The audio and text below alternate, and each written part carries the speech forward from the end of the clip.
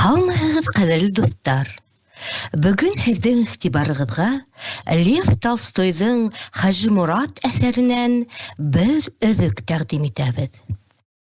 Рәсәйҙең Шамилдан ҡала икенсе көслө һәм төп дошманың үҙ яҡтарына ауҙарыу үҙенә насип иткәнгә, нәҡ уны шәхси ҡабул итеүенә бик шат Воронцов. Тик бер генә уңайһыҙ нәмә бар. Ул да булһа, Воздвиженскийҙағы ғәскәрҙәргә генерал Меллер-Закамельский командалыҡ итә, һәм бөтә эште уның аша атҡарыу кәрәк. Ә Воронцов әлеге эште уға хәбәр итмәй, үҙе генә башҡарҙы. Шулай итеп, күңелһеҙ хәл сығыу ихтималлығын уйлау әҙерәк кәйефһен китә ине Воронцовтың. Өйөнә етәрәк, Воронцов Хажимураттың мөриттәрен полк адъютантына тапшырҙы, ә Хажимуратты үҙ өйөнә алып инде. Затлы кейемдәр кейгән көләс йөҙлө княгиня Марья Васильевна Хажимуратты үҙенең бөҙрә сәсле 6 йәшлек һөймәлекле улы менән бергә ҡунаҡ бүлмәһендә ҡаршы алды. Хажимурат ҡулдарын күкрәгенә ҡуйып, бергә килеп ингән тәржемәсе аша бер аҙ тантаналы рәүештә үҙен кенәздең ҡунағы итеп һанауын, үҙен кенәз ҡабул иткәнлектән, ҡунаҡ өсөн бөтә ғаиләһе лә хужаның үҙе кеүек үк изге булғанын әйтте. Хажимураттың тышҡыһыны ла, үҙен тота белеүе лә Марья Васильевнаға оҡшаны. Аҡ ҡулдарын һуҙғас, Хажимураттың балҡып ҡыҙарыныуы Марья Васильевнаның күңелен тағы ла уның файҙаһына ауыштыра төштө. Ул Хажимуратҡа ултырырға тәҡдим итте. Кофе эсеме юҡ микәнен һораны һәм кофе килтерергә ҡушты. Кофе килтергәс, Хажимурат шулай ҙа эсеүҙән баш тартты. Ул бер аҙ урыҫса аңлай, ләкин һөйләшә белмәй. Әйткән һүҙҙе аңламағанда йылмая.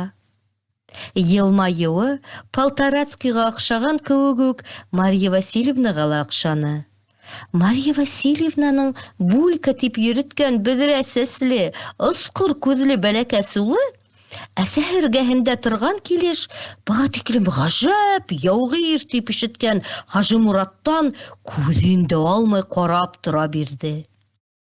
Хажимуратты ҡатыны янында ҡалдырып, начальниктарға Хажимураттың урыҫтар яғына сығыу тураһында хәбәр итергә, әмер биреү өсөн Воронцов канцелярияға китте.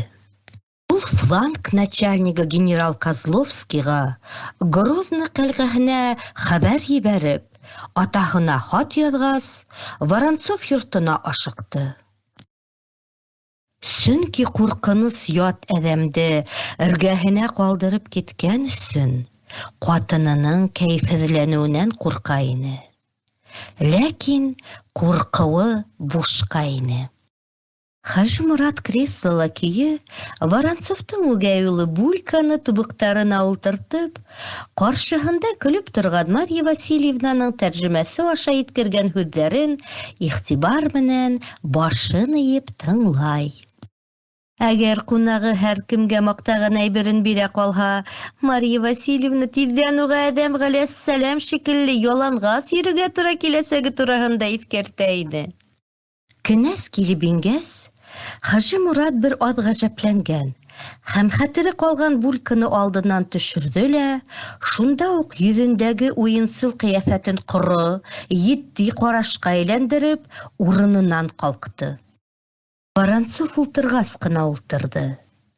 Әңгәмәне дауам итеп, Марья Васильевнаның һүҙҙәренә ҡаршы берәй әйбер ҡунаҡҡа оҡшай икән, уға шул әйберҙе бирергә кәрәк икәнлеген, уларҙа шунда йола булыуын әйтте.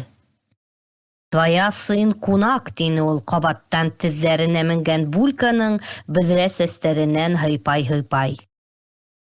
«Һинең ошо юлбаҫарың һоҡланғыс», тине Марья Васильевна иренә французса. Булька хәнйәренә ҡыҙыҡҡайны, ул уны Булькаға бүләк итте. Булька үгәй атаһына хәнйәрен күрһәтте.